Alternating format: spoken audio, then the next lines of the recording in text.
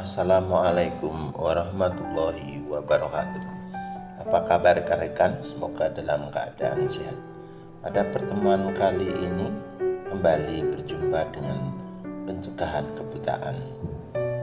Indonesia tergabung dalam program penanggulangan kebutaan yang dicanangkan oleh WHO dan IAPB. Apa itu IAPB? Adalah International Agency for the Prevention of Blindness. Angka kebutaan yang disebabkan oleh katarak pada tahun 2020 diperkirakan mengalami peningkatan menjadi 13,4 juta penduduk, sedangkan angka kebutaan yang disebabkan oleh kelainan refraksi yaitu sebesar 8 juta dan glaukoma sebesar 3,2 juta penduduk. 80% penyebab kebutaan merupakan penyebab kebutaan yang dapat dihindari maupun dicegah. Sistem penglihatan secara garis besar dibentuk oleh sistem optik dan sistem persepsi. Satu sistem tanpa sistem yang lain menyebabkan sistem penglihatan tidak akan berjalan secara sempurna.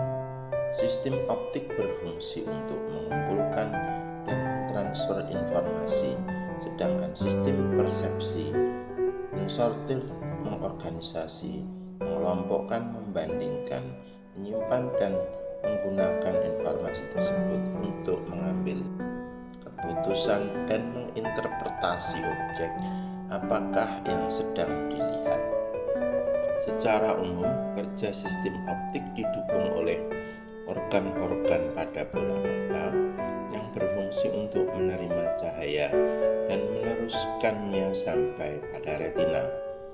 Dengan kata lain, fungsi optik bertanggung jawab terhadap penerimaan rangsang cahaya dan mengubahnya menjadi impuls listrik sebagai informasi visual yang akan dikirim ke otak. Agar mendapat gambaran yang jelas cara kerja mata dan untuk memahami sistem optik akan dibahas beberapa hal berikut. Yang pertama yaitu dioptri. Dioptri adalah satuan kekuatan refraksi suatu media refraksi seperti lensa, kornea, humor aquos, dan lain-lain. Dan teman-teman nanti juga pengukuran kelengkungan kornea ini juga satuannya dioptri. Lensa juga demikian, dan kita sering kurang memahami apa itu dioptri. Kekuatan suatu media refraksi untuk membiaskan cahaya tergantung pada indeks kekuatan refraksi dan bentuk permukaannya. Kekuatan lensa ditunjukkan dengan satuan dioptri. Semakin kuat suatu lensa, maka semakin besar nilai dioptrinya. Sebuah lensa yang membiaskan cahaya paralel dan fokusnya jatuh pada titik sejauh 100 cm dari pusat lensa, maka lensa tersebut dikatakan memiliki kekuatan refraksi sebesar 1 dioptri. Di samping nampak gambar penjelasan tentang uraian yang sudah saya sampaikan. Hal kedua yang perlu kita ketahui yaitu akomodasi. Apa akomodasi itu? Pada bola mata, jarak antara lensa dan retina tidak dapat berubah. Agar image suatu objek yang sedang dilihat jatuh tepat pada titik fokus, kekuatan lensa harus disesuaikan dengan jarak objek. Proses penyesuaian kekuatan refraksi lensa mata agar image objek yang sedang dilihat jatuh pada titik fokus sehingga objek dapat dilihat dengan baik disebut akomodasi. Dalam bola mata, lensa dapat mengubah bentuknya menjadi cekung atau cembung karena adanya kontraksi suspensory ligaments yang menempel pada otot siliar atau ciliary muscle. Pada otot ciliary berkonstruksi suspensori, ligaments bergerak ke depan dan tegangan pada lensa berkurang sehingga lensa tertarik. Hal ini menyebabkan lensa menjadi lebih cekung sehingga kekuatan refraksinya berubah. Kemampuan akomodasi lensa sangat tergantung pada kemampuan lensa untuk berubah bentuk menjadi cekung atau cembung. Pada mata normal, kekuatan akomodasi lensa berkisar pada nilai 10 dioptri.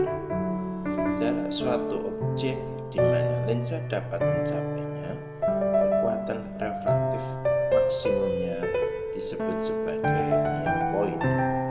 Hal ketiga yang perlu kita ketahui yaitu ketajaman penglihatan atau lebih dikenal visual acuity atau visus. Agar dua buah titik yang berbeda dapat dipersepsi sebagai dua titik di retina, maka jarak antara kedua titik itu harus sedemikian rupa sehingga dapat menstimulasi dua sel cone atau kerucut yang berbeda. Dua kerucut yang distimulasi harus dipisahkan oleh salah satu sel konus yang tidak aktif. Jadi di dalam retina ada sel batang dan sel kerucut. Oleh karena diameter sebuah sel batang sel kerucut kira-kira 1 sampai 2 mikron, maka jarak ini merupakan jarak minimal agar dua buah titik dapat dibedakan. Demikian, ukuran suatu objek yang dapat dilihat dengan jelas oleh mata normal pada berbagai jarak dapat dihitung. Hal ini merupakan prinsip dasar untuk mengukur ketajaman penglihatan. Hal keempat yang perlu kita ketahui yaitu titik buta atau blind spot. Apa itu blind spot? Adalah suatu area atau titik di mana tidak terdapat sel kerucut atau root. Jika cahaya yang masuk ke dalam mata yang melewati titik ini, maka mata tidak dapat menerima rangsang cahaya tersebut. Dengan demikian, tidak terjadi image penglihatan dalam mata atau titik buta terjadi. Sebagai ilustrasi untuk merasakan adanya titik buta, perhatikan gambar sebagai berikut. Tutuplah mata kanan dengan tangan kanan dan fokuskan penglihatan pada tanda cross. Dalam gambar berikutnya, tanda titik masih kelihatan. Sekarang, gerakkan gambar tersebut ke depan atau ke belakang pada posisi tertentu. Tanda titik tidak kelihatan. Hal ini terjadi karena pada posisi tersebut tanda titik difokuskan oleh mata tepat pada optik disc sehingga tidak dapat dilihat.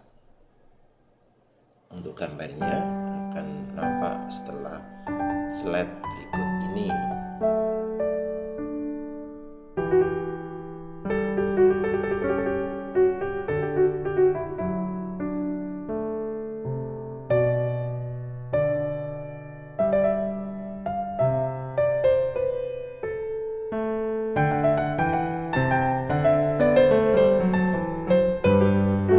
Bagaimana? Sudah dicoba bukan rekan-rekan? Dan Anda merasakan apa yang terjadi?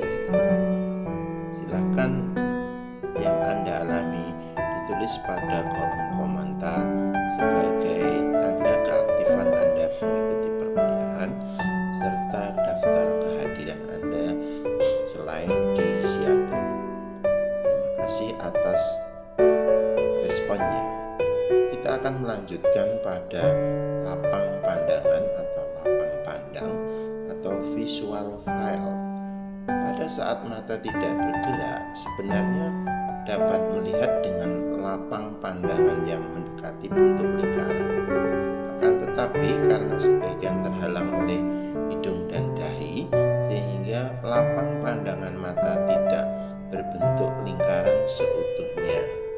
Pada mata yang normal, luas lapang pandang kira-kira 150 derajat antara bagian luar dengan bagian yang mengarah ke hidung dan kira-kira 120 derajat antara ke arah atas dengan ke arah bawah.